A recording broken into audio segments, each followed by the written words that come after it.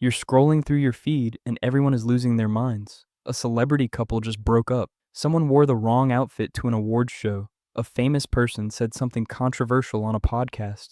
And you feel nothing. Not superiority, not judgment, just a quiet, genuine indifference. While your coworkers are dissecting every detail of a celebrity's life like it's a sacred text, you're sitting there wondering why any of this matters. If this is you, I want you to know something. You're not cold. You're not missing some essential piece of human nature. Your brain is simply allocating its attention differently. And today, we're going to explore the neuroscience and psychology behind why some people can't stop thinking about celebrities while others just don't care. Let me start by saying this isn't about being better than anyone. This isn't about mocking people who love celebrity culture. This is about understanding a fundamental difference in how brains process social connection and meaning. Because here's what most people don't realize. Celebrity obsession isn't frivolous. It's actually a deeply wired human instinct, and your lack of it reveals something fascinating about how your mind works. To understand yourself, we first need to understand them. Why do so many people care so intensely about strangers they'll never meet? The answer lies in evolutionary psychology. For hundreds of thousands of years, knowing about high-status individuals in your community was a survival skill. Who had power? Who had resources? Who should you align with? Your ancestors who paid attention to the alpha members of their tribe, who tracked their relationships, their conflicts, their alliances. Those ancestors had a better chance of thriving. This is what anthropologists call social mapping. Your brain evolved to be a gossip machine because gossip was information. It was intelligence gathering. Celebrity culture today is just that ancient system misfiring in a modern world. Your brain still thinks that tracking high-status individuals is useful even when those individuals are actors and musicians who will never impact your actual life. But here's where you're different. Research in social psychology has identified a trait called need for social comparison. It's exactly what it sounds like. Some people have a high need to constantly measure themselves against others to figure out where they stand. Celebrities become the ultimate comparison point. Their beauty, their success, their lifestyle, it creates a reference frame. People with high social comparison needs will spend hours studying celebrity lives because it helps them construct their own identity. They're asking, am I successful enough? Am I attractive enough? Am I living the right kind of life? And celebrities provide the measuring stick. You, on the other hand, likely have a low need for social comparison. You don't need external validation to know who you are. Your sense of self is more internally generated. You don't look to celebrities for clues about how to live because you've already decided that for yourself. There's another layer to this. Neuroscientists have discovered something called the default mode network. This is the part of your brain that activates when you're not focused on a task, when your mind wanders. And what does it think about? Other people. Specifically, it engages in something called mentalizing, imagining what other people are thinking and feeling. For many people, celebrities become the characters in their mental theater. Their brain practices empathy by imagining what it would feel like to be famous, to go through a breakup in public, to deal with constant scrutiny. It's a form of emotional exercise. People who don't obsess over celebrities often have a default mode network that operates differently. When their mind wanders, it doesn't automatically populate with other people's lives. They might think about ideas, problems to solve, creative projects, philosophical questions. Their mental theater is less populated with human drama and more populated with abstract concepts. And this leads us to something researchers call parasocial relationships. This is the technical term for one-sided relationships, where you feel connected to someone who doesn't know you exist. For people who follow celebrities closely,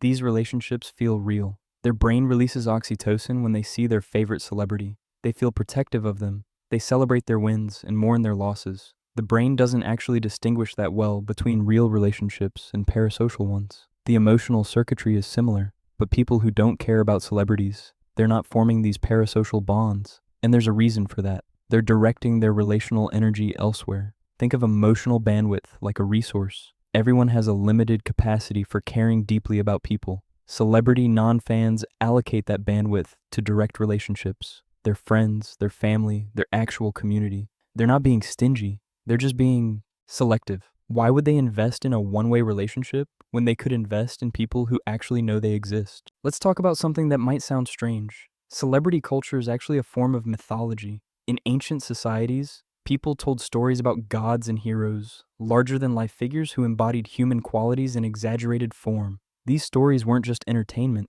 They were how cultures processed complex emotions, moral questions, and social dynamics. Celebrities today serve the same function. There are modern myths. Their rise and fall, their scandals and redemptions. These are the archetypal stories that humans have always told.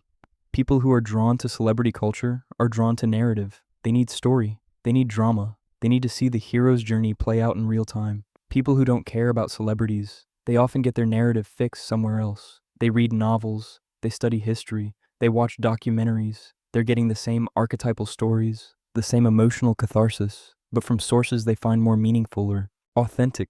Here's something that explains a lot of the disconnect. It comes down to what psychologists call locus of meaning. Some people find meaning in observation, watching excellence, watching beauty, watching human drama unfold.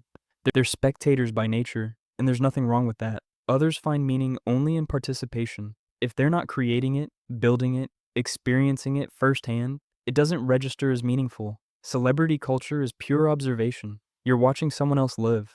And if your brain is wired for participation, that's going to feel hollow. It's not that you're judging people who watch.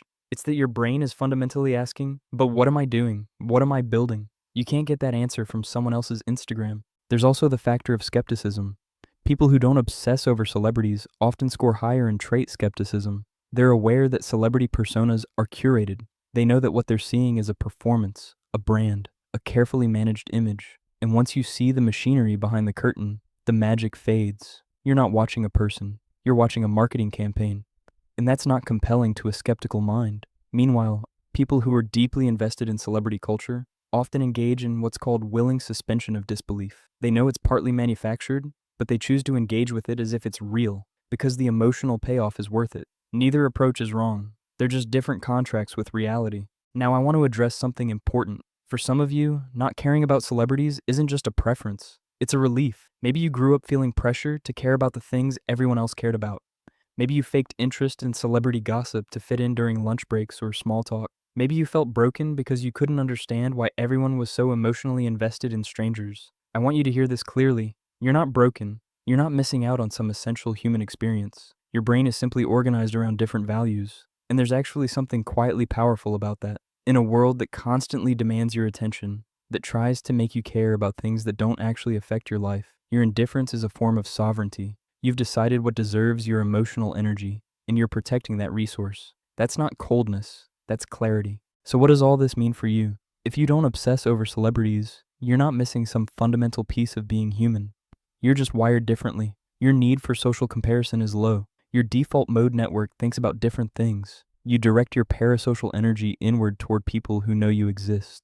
You find narrative and meaning in places that feel more participatory, more real. And that's not just okay. That might be exactly what the world needs. Because in a culture that worships fame and visibility, someone has to remember that the most meaningful lives are often the quietest ones. The ones that aren't performed for an audience. The ones that are simply lived. The next time someone asks if you saw what that celebrity posted and you genuinely have no idea what they're talking about, take a breath, smile internally, and remember, you're not out of touch. You're just paying attention to a different frequency. And in a world obsessed with watching other people live, your commitment to living your own life might be the most radical thing you can do.